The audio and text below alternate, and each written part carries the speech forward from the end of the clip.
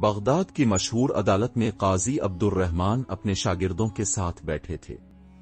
ان کے شاگردوں کی ذہانت اور فہم و فراست کو جانچنے کے لیے آج وہ ایک انوکھا مقدمہ ان کے سامنے رکھنے والے تھے۔ قاضی نے گہری نظر شاگردوں پر ڈالی اور کہا، آج تمہاری ذہانت کا امتحان ہوگا۔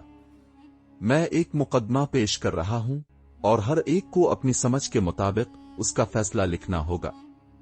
جو سب سے درست فیصلہ دے گا وہی میرا سب سے قابل شاگرد ہوگا۔ شاگرد بے چینی سے قاضی کی بات سن رہے تھے۔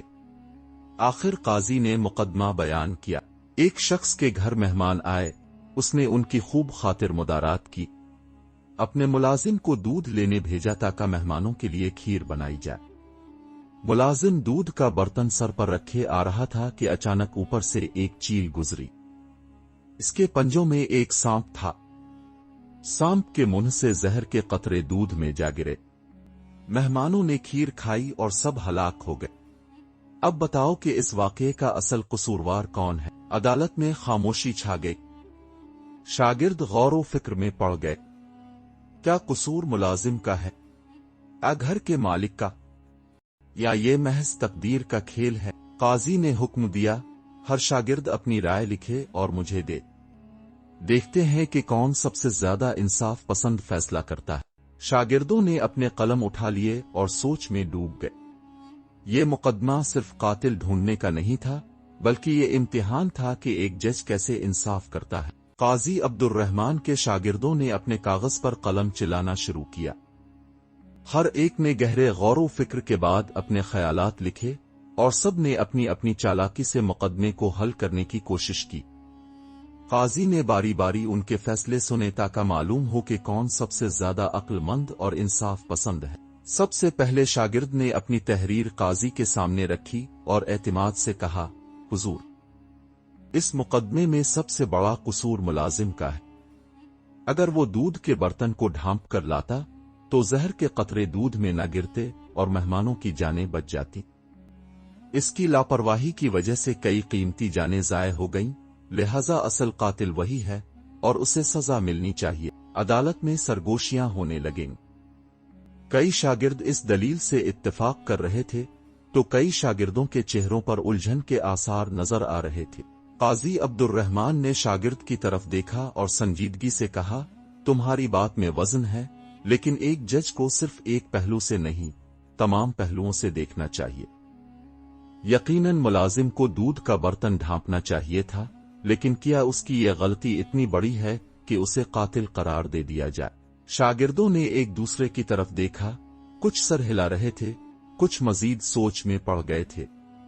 قاضی نے اپنی بات جاری رکھی، غلطی کرنا جرم نہیں، ہاں اگر وہ جان بوجھ کر ایسا کرتا تو یہ جرم ہوتا۔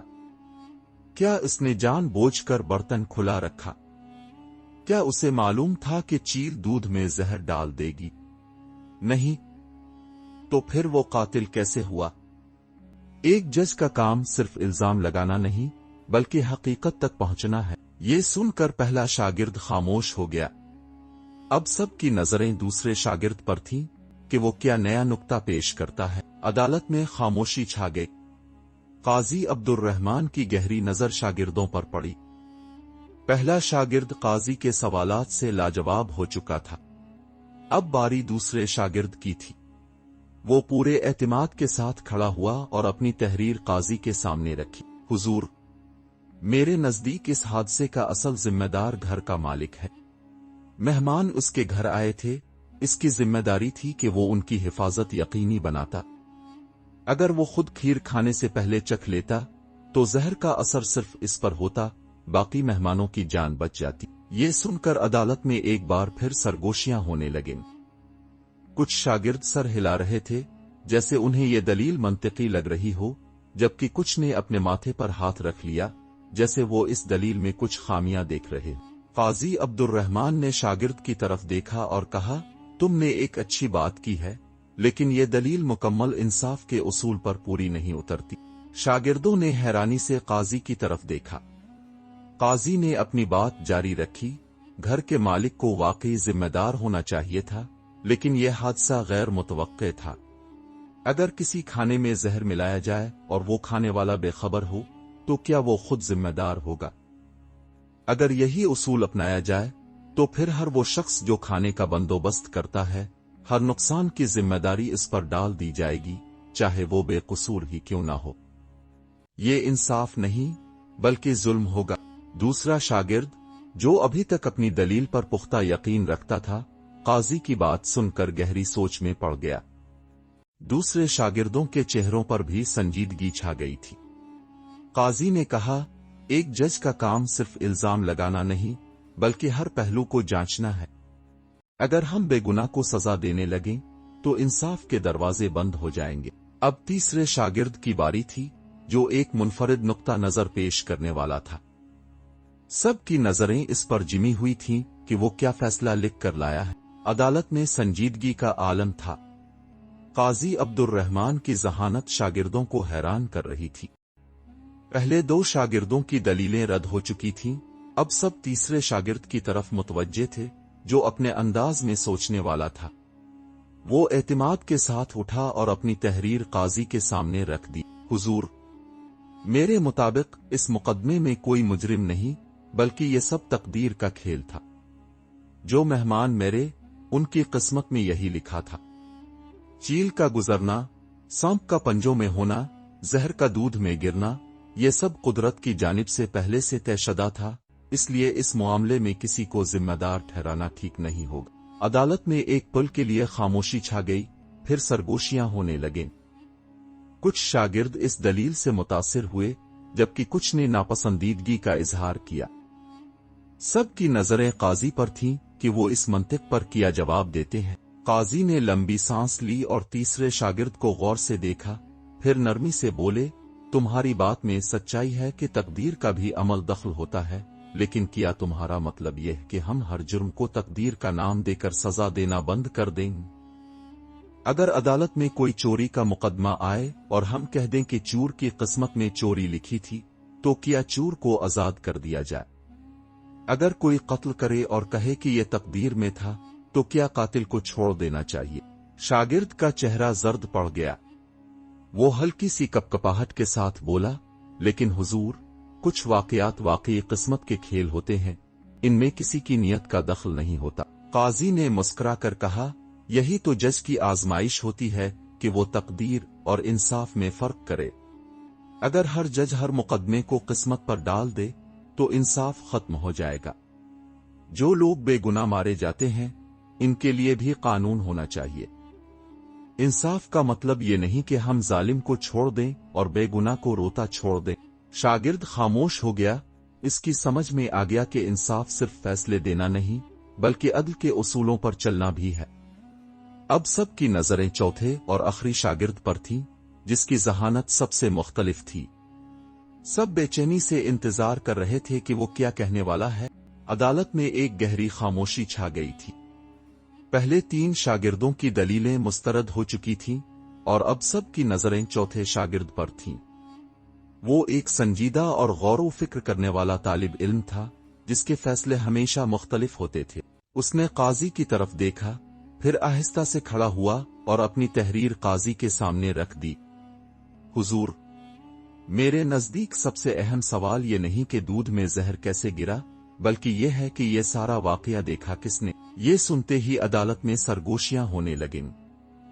काजी ने दिलचस्पी से शागिर्द की तरफ देखा और कहा, अपनी बात खोल कर बता। शागिर्द ने पुरज़्म लहजे में कहा, यह मुकदमा हमें यह नहीं बताता कि चील को सांप पकड़े किसने देखा, सांप के मुंह से जहर गिरते किसने देखा, दूध में मिलते हुए जहर का मुशाहिदा किसने किया।